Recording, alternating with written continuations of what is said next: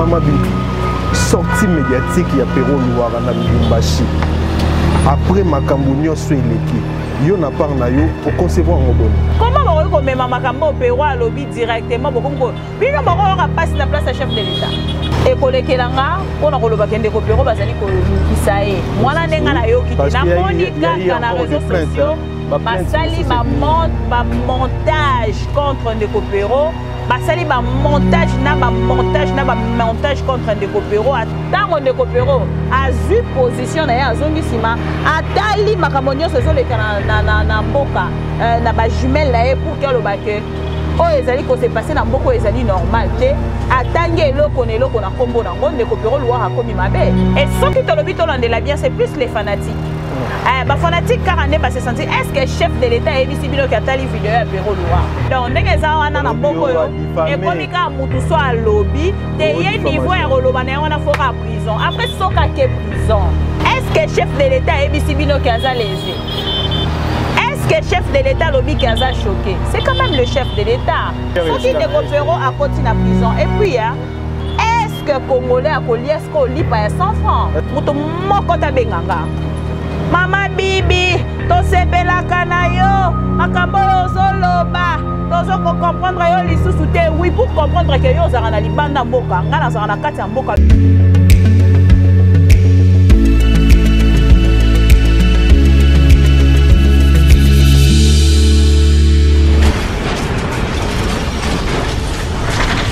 Ma mission TV, le miroir du monde. Ma mission au cœur des actualités, réflexion, réfléchissons ensemble pour notre pays.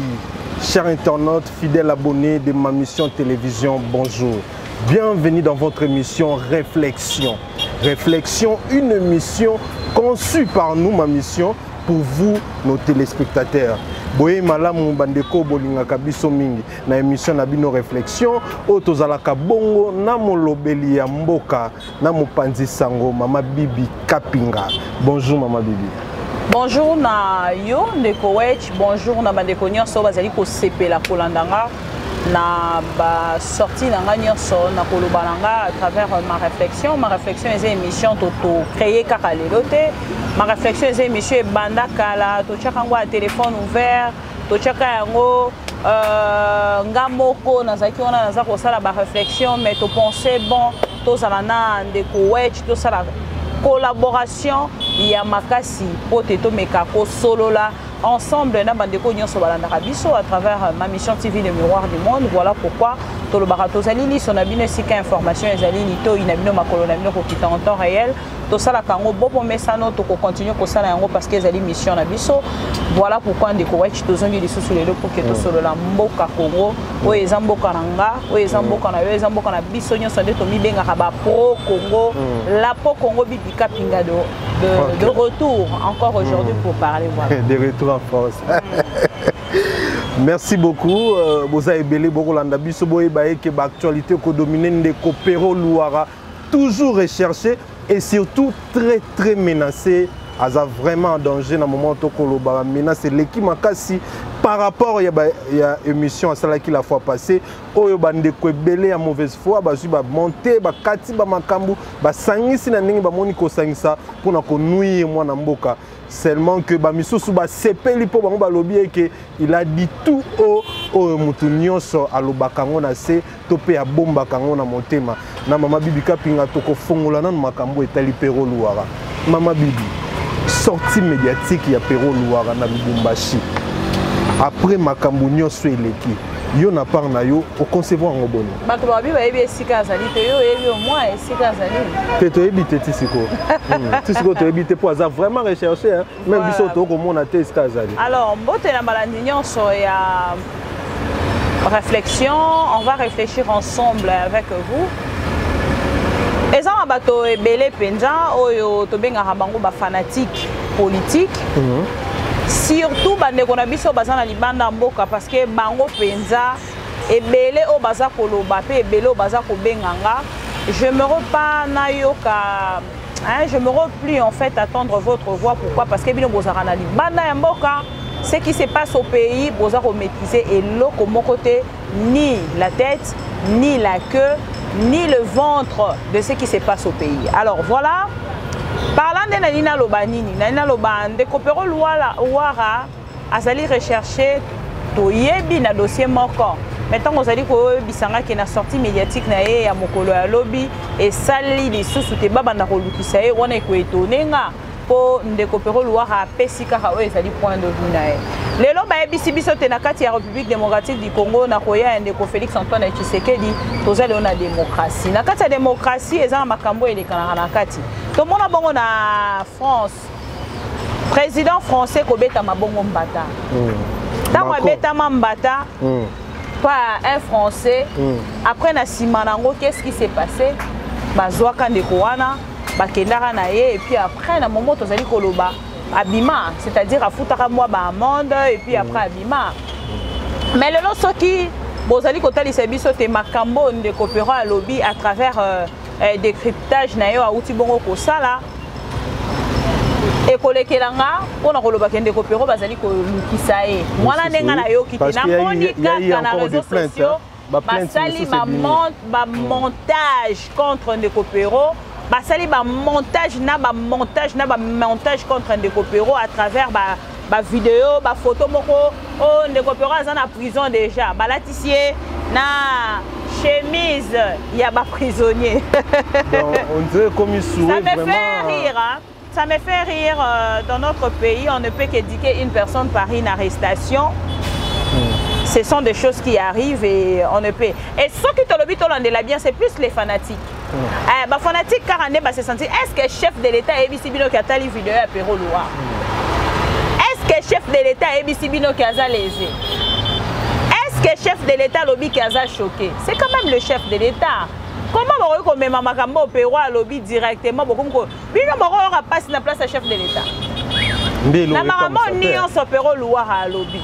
C'est un journaliste d'investigation. Ce qu'a lobby yango. Pendant que vous parlez des arrestations, est-ce qu'il y a un des alliés demande il y a chef de l'État ou demande il y a fanakuit ou eza demande il y a bateau yo basa kotel ça n'a pas na bango te donc ndenge za wana na boko yo et comme ka mutu so a lobby te ye niveau ya koloba na wana foka prison après soka ke prison ndeko wechi ma plus grande question est la celle de savoir est-ce que Congolais a collié est-ce qu'on lit pas 100 francs est-ce que lipa ils ont na 50 francs est-ce que lipa eko comme 100 francs est-ce que lipa eko comme 200 francs est-ce que carburant et qu'on zonga na ndenge ezalaki to ekobunga lisusu te soki ndeko pero akoti na prison et puis ya lelo ngana olobelo komoko tomonaki awa babaki nini babaka nini ote quand il y a clameur publique et c'est ngana bongo bakangaka mutu wana parce qu'il y a eu clameur publique ok ndeko munongo il y a eu clameur publique où en êtes-nous avec le dossier?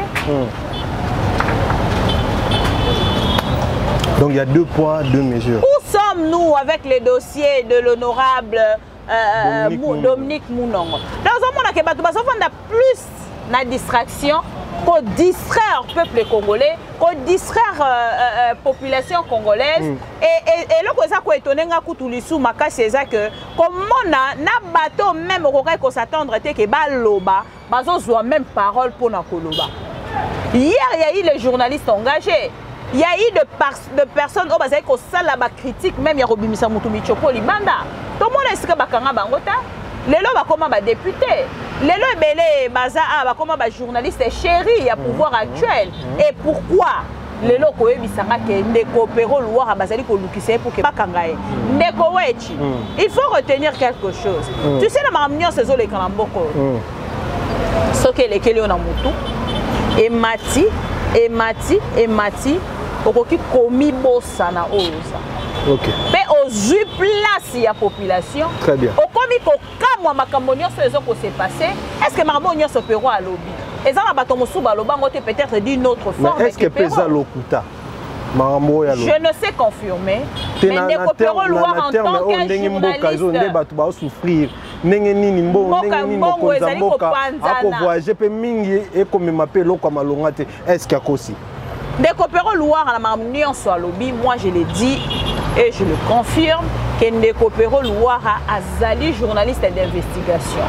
Soki bakoloba ke fo bakanga Ndeko Pero akoya tant musuna ba preuve na oyo bango bazali ko accuser mais likambo ya plainte na yo kité na ebika ke ba dialoliste o balingaka ko sala faisons plaisir à notre chef nde bango wana bakozonga tant musuna ba média ko banda koloba pour que de leur côté ba pesa bango raison ba loba ke tu sais quand on critique ton chef direct yo na part na yo oluka quand même osala quelque chose au lire mbongo na yo oza lelo ya bato be ba oloba Pero na koloba na ye wana azimbongo pa Katumbi azimbongo pa Fayulu azimbongo pa Kabila moto za na preuve nango aza tango balobaka ke ba journaliste baza acheté bato baza na preuve nango baza bon lokwa ba journaliste na bafunda raté bango baza ba faible lokola ba journaliste na bafunda raté bango baza ba faible tango Ndeko Louara ba pointer misapi na kati ya Lubumbashi to mona batu kolobela ngo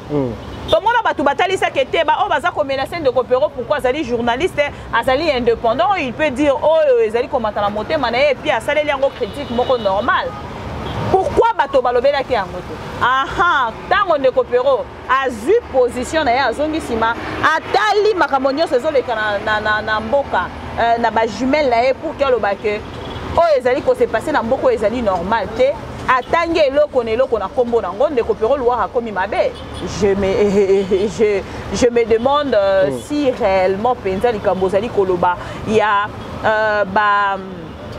ba plainte o ezali ko sopana pona Ndeko Pero Louara na rolingana eba nani nda afundi poto ebike koma na ba maître avocat mosusu o ba koma pe ko utiliser bango pona koloba te otena ke ko funda pour le compte du chef de l'état po kaka sepelisa eza na bato mosusu ba kobimisa ba paquet azana poto lokola sala ka diale lo azimwa mbongo na ya salaire ya fin du mois aye ko pesa na kati ya ba maître avocat misusu o balingaka komi bimisa ke bango bato ke ko funda na compte ya chef de l'état ndenge to mona pona Ndeko comment il s'appelle encore Barnabé Milinganyo ndenge to mona pona Ndeko Jacques Ndala ndenge to mona pona bandeko ebele penza bandeko batatiana bato ebele o bazaka bongo ko kangama eza eloko liboso te eza pe eloko suka te mais ma question est celle de savoir est-ce que bakokanga ba journaliste nyonso o baza d'accord tena pouvoir oyo questionnement. Très bien maman Bibi question na ngezabwe tango Ndeko Pero Louara akoloba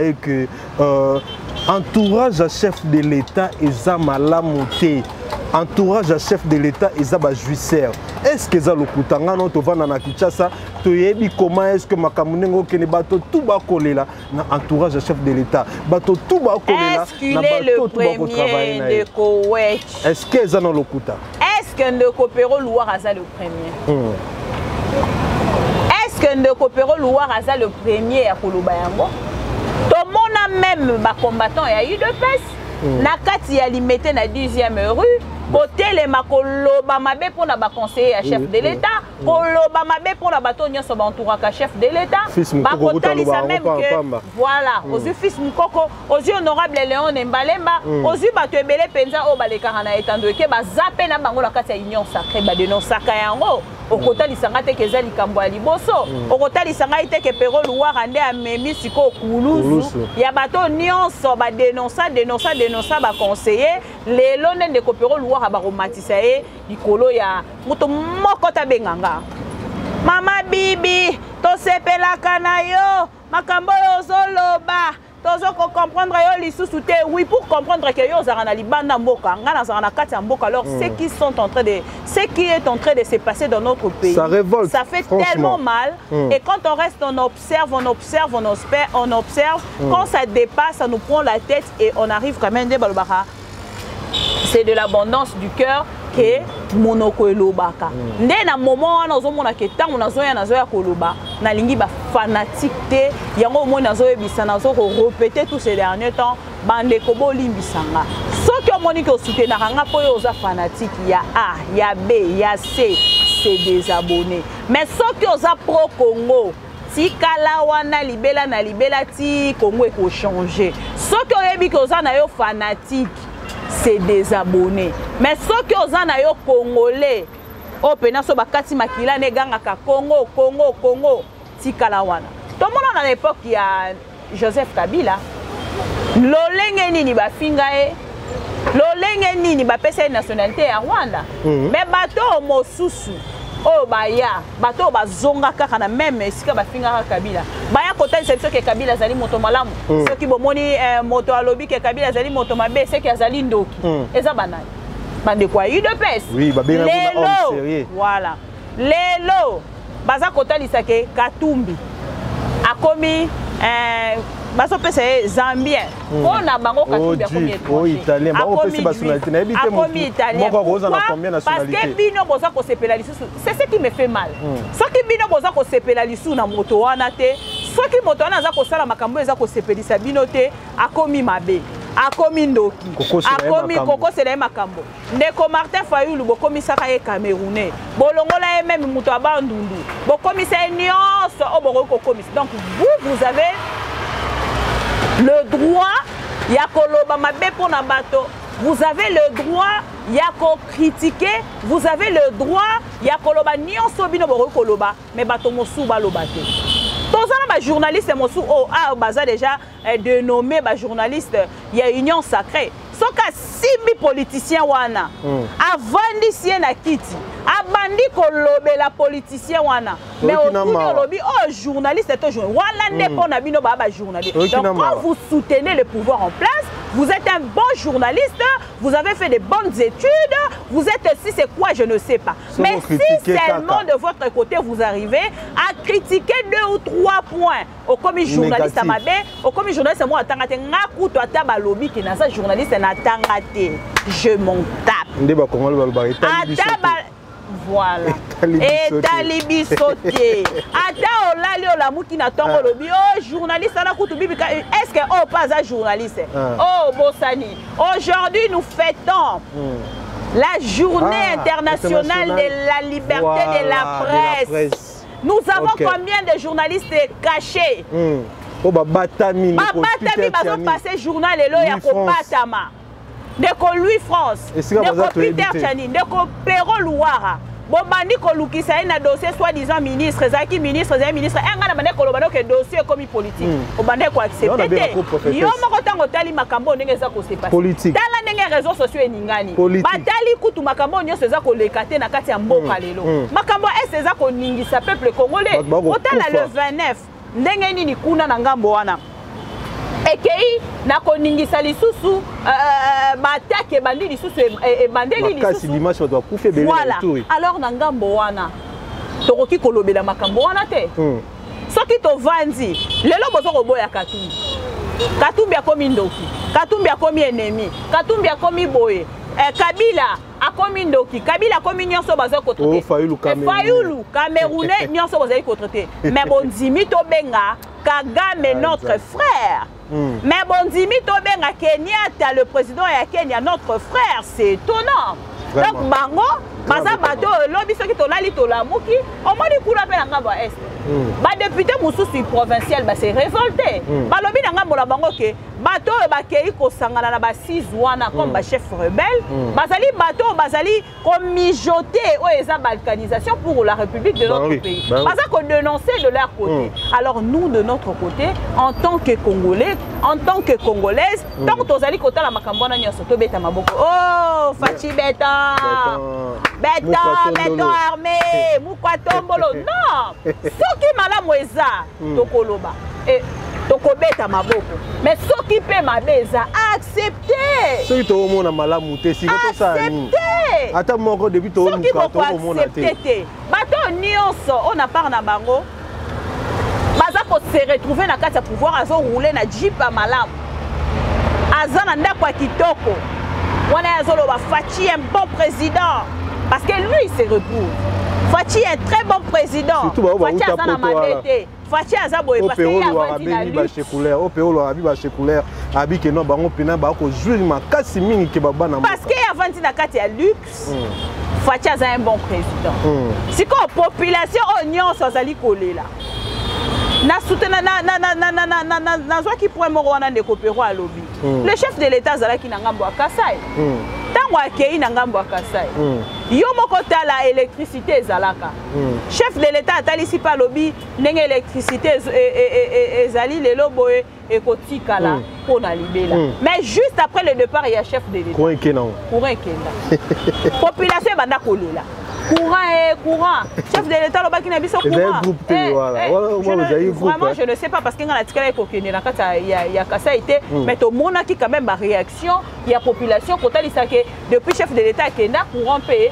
ekenda et ça biloko faut kolobela bon kondi wana ya SNEL pourquoi pendant que chef de l'état aza courant koki kozala après le départ il y a chef de l'état courant kende et ça makambo faut kolobela mais makambo na nyonso bango ba otala ngote bango ba vanda akaboye ba otala ka ya lobini ya lobini ba sala même ba chaîne ya ba YouTube yo ebike ba combattant ba komla ba chaîne ba YouTube ba koma ko futa mambongo matin midi soir ba zoya ko finga nanya kanga bango toko ko vivre na kati ya makambo ya ndenge to benga ha 2 poids 2 mesures et sengeli to vivre boye ndenge chef de l'état azali ko prôner état de droit na kati ya état de droit bakanga mutu na voie normale na kati ya état de droit moto asamba na voie normale na kati ya état de droit nyonso elekana normal mais soki ekomi ya sali bakangi ye mais ya sali batiki ye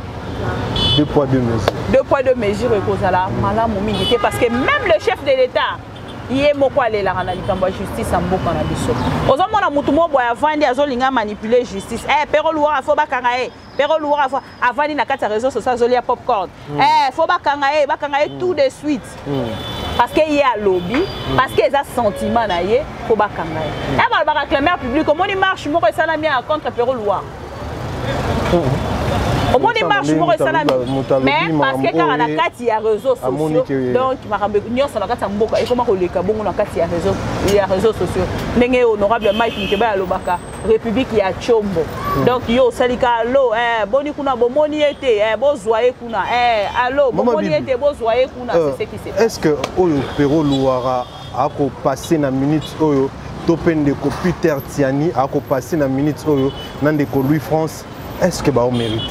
Est-ce que ça parce que baloba qui ba vérité n'y a son n'engé pour population encore souffrir? Est-ce qu'il mérite tout ça? Et ça n'est tinga. De na la mukaka. Soro la le la muki parce que kenda qui reportage ya Olive Lembe. Babiya za la kamuto Olive, ya za kamuto Kabila wana kabiliste.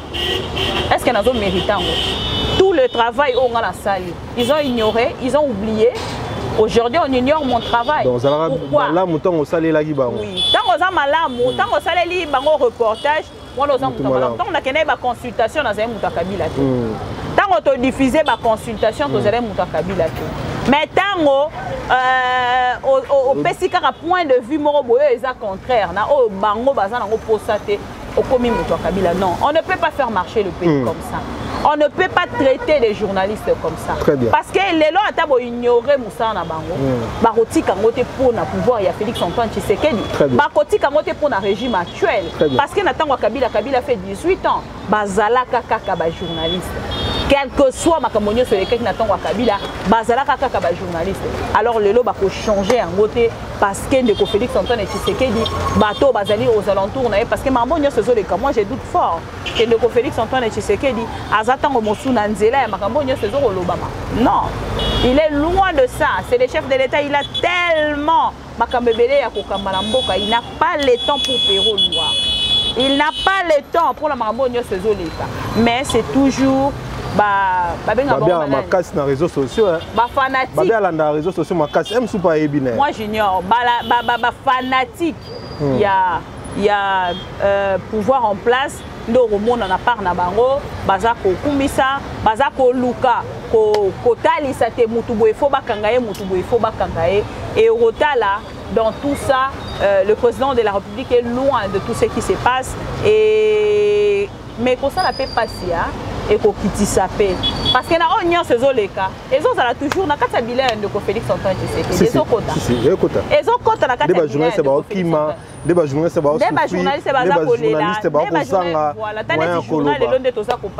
mais journée après organiser journée mais qu'est-ce qu'ils vont aller mais journalistes po ba ko banga bakanga bango. Voilà, eza makambo vraiment ezali ko choquer.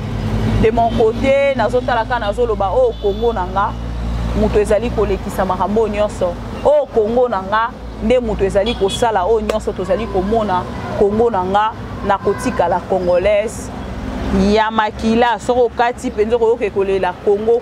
Merci beaucoup maman. Bakozala ba frère na biso lelo lobi pe libela. Merci beaucoup. Tokoti na deuxième partie émission na biso maman Bibi na uti komona réaction yande ko na biso mopanzi sango maman Paulette Kimuntu on appelle Simbote Sika Azali na makambo o etali loi au Congolais babengaka loi de père et de mère yande ko na biso Noël Tiani o eza porté par Ndeko Tingi.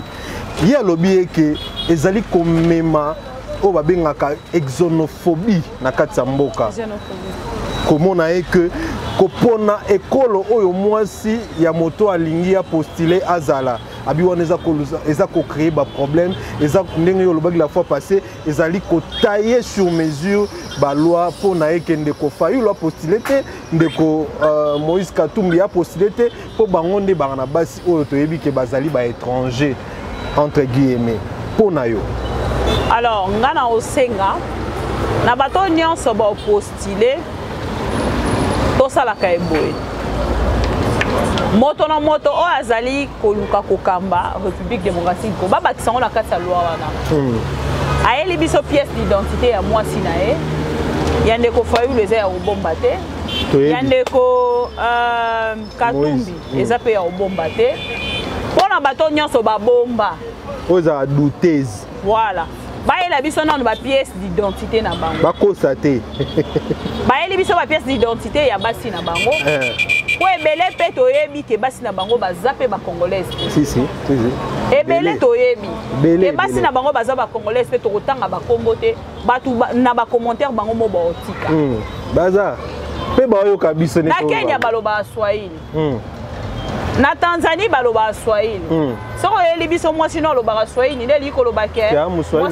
Swahili na biso na Rwanda bi baloba Swahili Rwanda pe baloba Swahili au comprendre dans mutu na mutu aya na identité ya mwasi na ye ya vrai et na lelion abe oyo bimisi révélation ya maman oyo ya Ndeko suka na révélation Ndeko Tingi Pululu ba pesi devoir Ndeko Délice Sanga alobi na ye na makambo nyonso ya alobi ye de pa banda kotanga constitution ya mboka na biso atikali ko retrouver yango te proposition na ye OK c'est bon toi accepter mais aya na palais du peuple na assemblée nationale na kati ya plénière amata na perchoir ba G13 bavandi abanda ko décortiquer un à un o ezali ba article na ye oyo ezali pe ko contraire oyo Ndeko Délice Sanga talisi biso mokolo alo.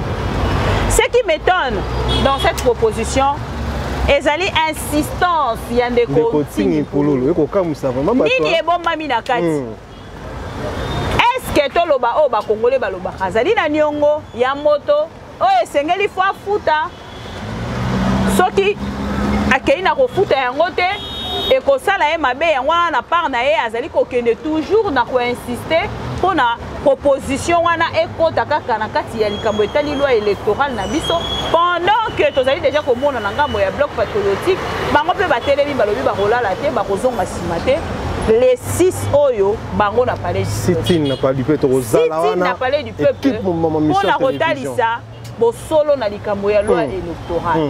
Alors par là tozoninga totuna na Ndeko Tingi Pululu. Si réellement vous êtes congolais, si réellement vous aimez les Congolais, pourquoi soutenez-vous une loi ou une proposition ya loi oyo ekokende na ko diviser ba Congolais? Parce que tant bokotalisa te bato nyonso bolingi ko écarter basali ba Congolais te ngala kotuna tango bakutanaka na Genève. Tango bakutanaka pote basangana na union sacrée bazalai ba Congolais mais lelo parce que bango balobi que non biso pe toko postuler mais ce qui m'étonne union sacrée zala ki basangani pour na mandat oyo si il faut ba soutenir ye pour na mandat oyo ko banda et sengeli na Ndeko Félix Antoine Tshisekedi ko sangisa lisu ba pour na ko solo la likambo mosusu na tuna mutuna mona mambolobi awa bakoloba eke makambo wana lokola ndeko Moïse Katumbi ye paraît-il azalaka 50-50 ye akoki kopostule te ebongo banyamulenge o mokonzi bongo ya mboka bengaka ba frère na biso est-ce que bango bana droit ya kopostule koleka ndeko Moïse Katumbi wana photo tu na chef de l'état po chef de l'état moto atalisa biso te bazali ba congolais ngate mokolo ya lelo selon histoire je ne maîtrise pas leur nationalité parce que na bamboka nyonso ba rejeta bango chef de l'état ayamba bango aloba te bazali ba frère na biso alors c'est au chef de l'état donc baza plus ba frère na biso koleka ndeko Moïse ko postuler na ngambo na bango pona kokoma président de la République ou pona kokoma député national déjà na likambo députation quelques munyamulenge bazali et na likambo wana vraiment c'est le chef de l'état likambo penze lobami na chef de l'état biso to ko appuyer pona koloba te ye moto alobi ke bazali bandeko na biso to kolanda kaka o chef de l'état alobi po yenda zali na information ko leka biso nyonso na likambo etali insistance wana nde ezali kotalisa niveau bazolinga ko écarter Moïse Katumbi et mingi bazali ko poser question pourquoi Moïse Katumbi azali ko bangisa. C'est une question majeure. Moïse Katumbi azali ko bangisa. Ezali question o ebele bazolinga kotuna. Parce que ebele baza kotalisa te loi wana bazali kaka ko luka penza ko écarter Moïse Katumbi na cour. Mais tant bato balobaka bazali ko luka ko écarter Moïse Katumbi. Ebele bazali kotalisa te Moïse Katumbi azali congolais. Et bongo soki Kabila ndenge tomoni bato na nyonso bazali ko bima mikolo nyonso en dehors ya Martin Fayulu le soldat du peuple. Européen à cause de la parmi ba candidat. Kabila boy na ko postuler mais ndeko Martin Fayulu a postulé pas Betty Mokato à lekani Kolobani. Il veut abiga sénégalais 50%. Ouais, ça ba identité na nani. Ouais, ça na adresse na Sénégal nani. Et komika bongo donc pour l'entendre les sabinote au moins ndenge ba élection nyonso uti koleka na bongo candidat unique et ça lolenge wana bazolinga ba mema biso nango si na 2023 tokende bongo na ba élection na candidat président tokende bongo na candidat unique o ezande ko Félix Antoine Tshisekedi or eko simba te parce que mboko na biso depuis ebanda to mona bongo ba élection depuis banda ko zala organiser ata na tango ya Kabila ata de mauvaises élections ndenge bato bazaki koloba mais to monaka toujours ba candidat bazali kozala ebele bazali ko postuler et na suka nango tango musuka bila gagné ti na suka to moni ndeko Félix Antoine Tshisekedi a gagné alors le long ndeko Félix Antoine Tshisekedi a gagné a ko organiser les biso ba élection lo lenge mosusu te na o e s'organiser ki lobby par contre na ngamba ndeko Félix Antoine Tshisekedi na régime na ye et sengeli na ko organiser ba élection oyo na nous to mona te na kati ya République c'est un grand devoir alors qu'on a écarté bato mosusu à travers la loi oh ya lolenge oyo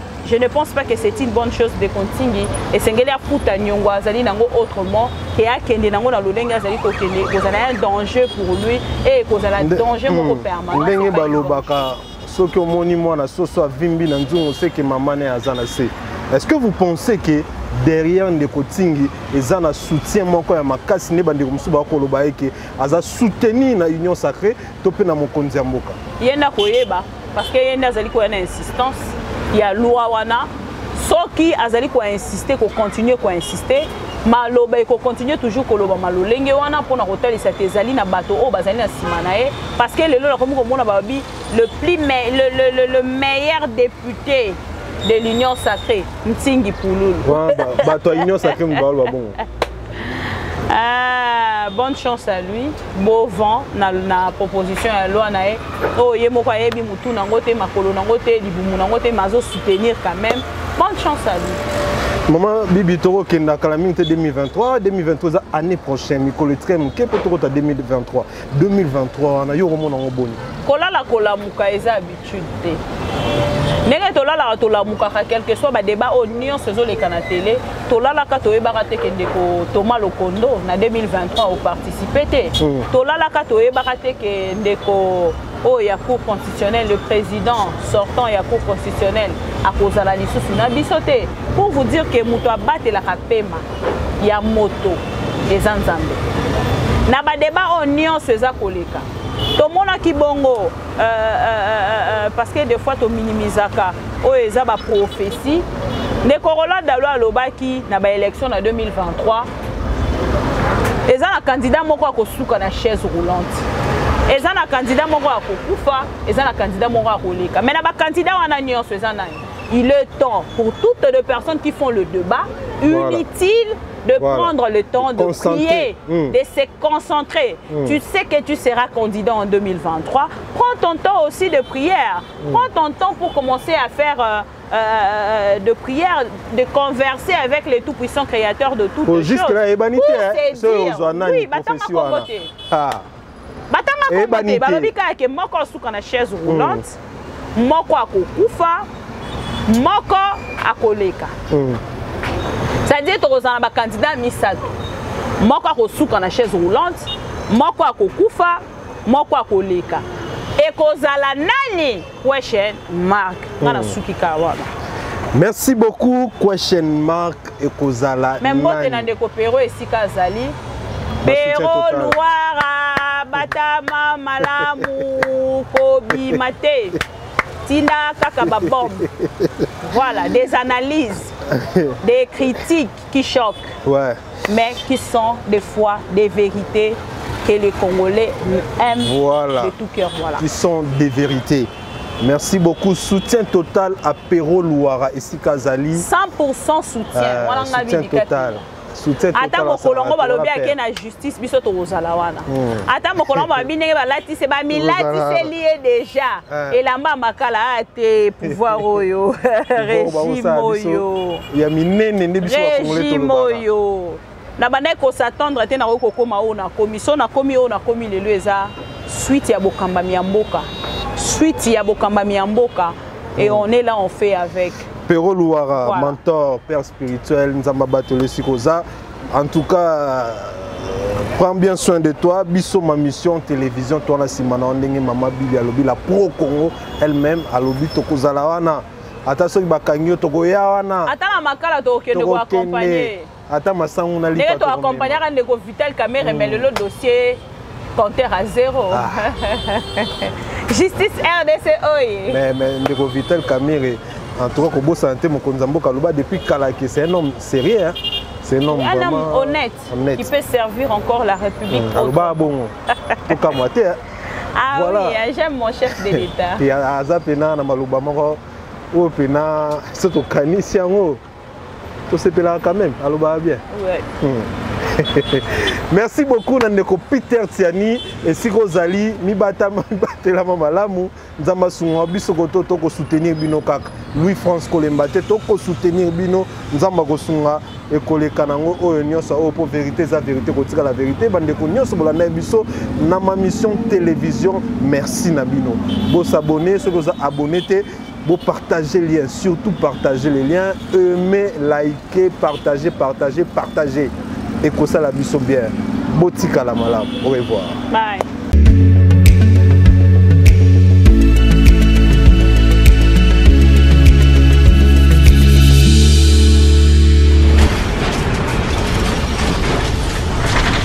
Ma mission TV, le miroir du monde.